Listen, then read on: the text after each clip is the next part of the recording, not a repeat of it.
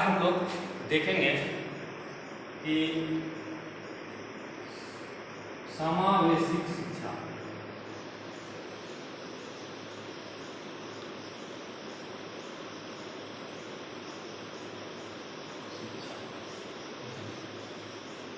समावेशिक शिक्षा इसको कहते हैं किसको? इसको जानने से पहले हम लोग देखेंगे कि बालक कितने प्रकार के होते हैं, तब इसको हम लोग ठीक से समझ पाएंगे। यानी अगर देखेंगे जनरली दो प्रकार के बालक होते हैं।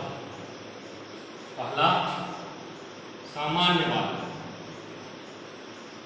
सामान्य बालक। दूसरा विशिष्ट बालक, विशिष्ट बालक। सामान्य बालक यानी सामान्य बालक को बोलते हैं, उसके अंदर वो सारे गुण जो उसके उम्र के अनुसार होनी चाहिए वो मौजूद रहता है।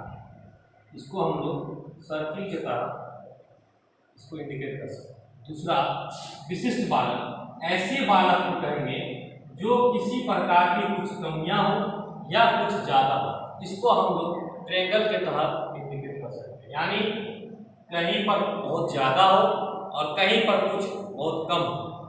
यानी इसमें प्रतिभाशाली बालक भी आएंगे और मंद बुद्धि भी बालक आएंगे। इन दोनों को मिलाकर यानी इन दोनों का शिक्षा जो देंगे वो शिक्षा चार प्रकार से दी जाती है। यानी चार प्रकार, चार भागों में शिक्षा को बांटा गया इन दोनों को मिला करके। यानी देखते हैं हम लोग कि वो चार प्रकार है क्या। ठीक है, यही दो प्रकार के बालक हैं जो जिस आधार पर हम लोग इसको चार प्रकार का शिक्षा देते हैं। पहला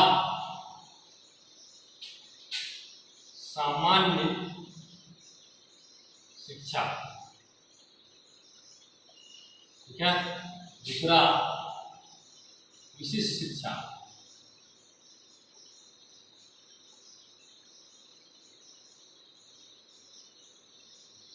तीसरा एकीकृत शिक्षा,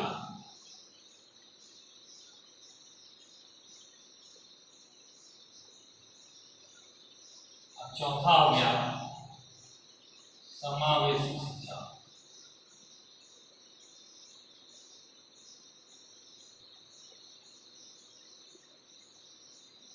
ये चार प्रकार से ही शिक्षा दी। अब है जैसे कि सामान्य शिक्षा। तो सामान्य शिक्षा यानी इस शिक्षा में ऐसे कि इसको चार क्लासरूम है। यह हो गया विशिष्ट शिक्षा, एकीकृत शिक्षा और ये समावेशी शिक्षा।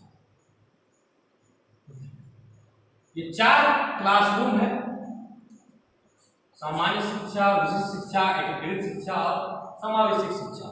ये चार प्रकार। अब जैसे सामान्य शिक्षा यानी ऐसे इसमें दोनों प्रकार के बालक को रखा जाता है। यानी ये हो गया सामान्य बालक और ये विशिष्ट बालक। ये दोनों प्रकार के बच्चे को एक साथ शिक्षा दी जाती है।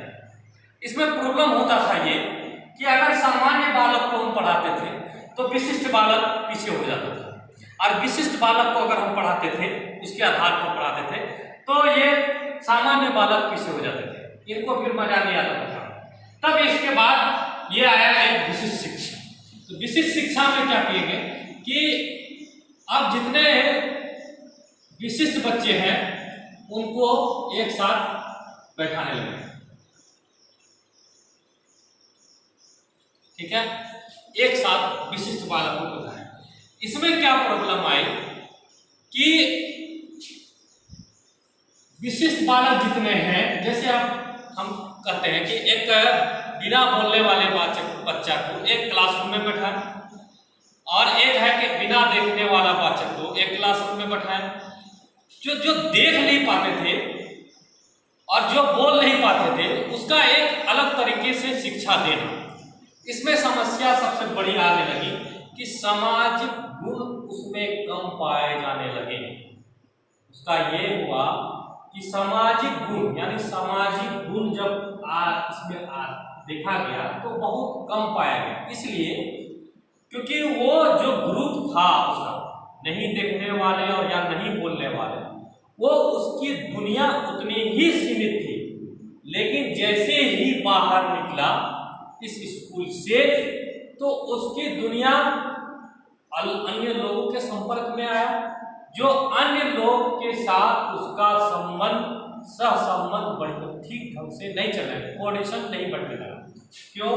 क्योंकि वो देखने लगे कि हमारा सिर्फ जो अंधे हैं वो अंधे वाला ही हमारा काम कर सकते थे, बोलने वाला है वो जो बिना बोलने चाहते थे वो बिना बोले वाला ही काम कर सकता था। लेकिन बाहर में जब देखे कि एक ही आदमी बोल भी सक रहा है, देख भी सक रहा है, उसके साथ वो संबंध बनाना उनके लिए बहुत कठिन होने लगा। ये उसके बाद एक आया फिर एकीकृत शिक्षा। एकीकृत शिक्षा में हुई कि सामान्य बच्चे भी हैं और विशिष्ट बच्चे भी रखे थे। लेकिन इस शिक्षा में ये जो विशिष्ट बालक हुए इसके ऊपर ज्यादा ध्यान देने लगा, इसके ऊपर ज्यादा ध्यान देने लगा कि जो बच्चे कमजोर है मानसिक रूप से चाहे शारीरिक रूप से, उसको ज्यादा ध्यान देने लगा। तब ये जो सामान्य बालक है उसको कठिनाई होने लगी। ठीक है, ये इसके बाद आया समावेशिक शिक्षा। समावेशिक शिक्षा में क्या किया गया कि दोनों बालक को जो बैठाया गया, एक रेंडमली बैठाया गया कि ये सामान्य बालक है और ये विशिष्ट बालक है, ये सामान्य बालक है, ये विशिष्ट बालक है, ये विशिष्ट बालक, ये सामान्य बालक, ताकि इसको ये फील ना हो कि हमसे ये अलग है।